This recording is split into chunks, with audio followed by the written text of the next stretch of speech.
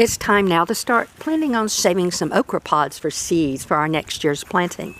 It's so easy. Let me share with you how easy it is. Hey, it's Elise with Concerning Gardens and More. I'm glad you stopped by. Now, I made a little video a little while back and posted it. Check it out if you can. Just talking about you don't need a lots of space and lots of plants. You can have little small patches of okra and still enjoy the great produce. And the family has really enjoyed watching it grow, watching it bloom, watching the pods grow. Okay, the main thing about saving okra seeds is that you have to let the pods stay on the plant until they are completely dry. If I were to cut this pod off now, which I am going to cut off because it's just the right size for cooking, and you lay it on your counter and you let it dry, those seeds still aren't going to be viable. You have to have the okra pod dry completely and matured on the plant itself. So what I did was I selected a couple of pods and I flagged them. And I just put a string on them. This is a crochet string, but you can use anything just to, to kind of flag them. And I picked a couple of really large pods. Okra grows really, really fast when it's happy, especially if you get a good rainfalls and you water a lot. In fact, you could harvest okra almost daily, if not twice a day, if you've got a large patch. So this is ready, and this is ready, and this one is ready. But these two big ones, I'm going to leave on. And that's why I flagged them, so nobody else in the family comes out and cuts them off accidentally. And to remind myself. So I'm just going to leave these on here, so now it's just a matter of patience until they start browning. And what they're going to do is get brown and beige on this particular variety, and this is just the standard Clemson. If you've got a red variety or a burgundy variety of okra, your pod's going to be just a little different colored when it dries. But this is going to turn brown, beigey, look kind of sick, and all these ridges on here will start splitting open and you'll actually be able to see the seeds. And that's when you want to harvest. So it's just a matter of patience now. I have a couple of the okra pods that are ready to harvest. These were the ones that I originally tied the little string on so I would know. But they're all brown, kind of yucky looking, and they're splitting open. If you leave them on here too long and they split open, all the seeds will fall out and you'll lose your seeds. And this poor little plant does look sad. All of the other plants have already gone bye-bye. Between the hurricane, the excessive heat, age, the prolific amount of okra that the little plants produced, it was time for them to go. The hurricane did do a number. It just absolutely stripped the plants, blew some of them out of the ground. This one stayed in. Really nice. I'm going to go ahead and let these few pods stay on and dry also. So all I have to do is break these off, and now I don't have to worry about particularly harming the stem like you do when you're cutting fresh okra. They're dry and they're going to come right off. So let's take these inside, see what they look like on the inside. Okra seeds are one of the easiest seeds to gather. All you need is a little time and a little patience. You want your okra pod to be completely dry on your bush. So, as you can see, these are the ones I put the little strings on to make sure I saved a couple. And I have a couple more on the bush that I'm going to save also. You want them completely dry and crisp. And then what's going to happen is the little ridges are going to start splitting open. I apologize for the noise. They're doing construction work on the other side, and this is the only time I have to do this. But these ridges will start splitting open, and if you wait too long, all your seeds will fall out on the ground. But this is all you have to do. And they're in these little chambers. The seeds are in these little chambers. If you do it on a dry day or a day when you haven't had rain for a while, this is all you have to do. Dump them out, store them.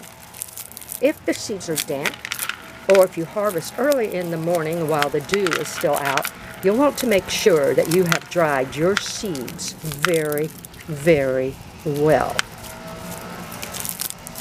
Now, if you like natural elements in your tablescapes, things like that. Okra seeds are great.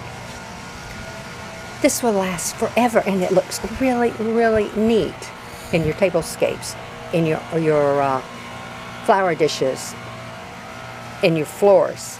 Isn't that nice? You can also hit them with a little spray paint, but kind of defeats the natural look. Make sure you get all the seeds down from the center. That's it. How easy. If you do it really, really careful, sometimes you can save that pod almost intact, and it makes, again, a beautiful element for any organic looking flower arrangement, wreaths, anything like that. If you aren't going to save your pods, you can put them in your compost pile. You can use them for chop and drop, and then any material that might have any nutrition left in it will be returned to the soil. And just go down each little chamber. And look at all the nice seeds. If you leave them on too long, you also have the possibility of getting little insects in there. If you leave them on way too long, you'll have the possibility of mold getting in, especially if you have a lots of rain. So just keep an eye on your pods. Harvest them when they're dry. And see, that one's a little closer in. Isn't that neat? I've had these last for over a year, just like this. All right, now you have a couple of options. You can just go ahead and store these just like this. These are completely dry. We haven't had rain in quite a while. What I'm going to do is just put them in this little colander. I'm going to hold them under the faucet for a little while, wash them out, dump them back onto the paper plate, let them dry completely. That gets out any little soil residue, dirt residue, insect residue, anything like that before I get ready to store. So I'm just going to wash these, just spray them off, all I have to do, dump them back on, let them dry very, very well. So pretend I have washed them and pretend that they are dry. Now, you can store these for your next spring planting any way you normally store. I like to use paper bags. So I'm just going to put my clean, dry okra seeds in this little paper bag, and you know, like we use for lunches. These are really cheap. Now, you used to be able to get a pack of them at the Dollar Tree for $1.25. I don't know anymore. And just fold your bag up. Make sure you label it. Put a little Scotch tape. That's it. You're ready to store. Next spring, whenever you decide that you want to plant some okra, all you do is get some okra seeds out, soak them. I would soak them overnight, and then plant. If you live in a cooler area, plant your seedlings inside or your seeds inside, 6-8 weeks before your last anticipated frost date. After your last frost date, move your seedlings out. It's that easy. They are self-sustainable, great for a survival gardener. You never have to buy okra seeds again. And they hold their viability a very, very long time, as long as they are completely clean and completely dry when you store them. That's it. So I'm going to take these in now. I'm going to use the same sack when my other pods get ready. And then I'll have loads of okra seeds for next spring's planting. Nice. I hope okra is something that you can grow in your landscape. And until we speak again, have a fantastic day.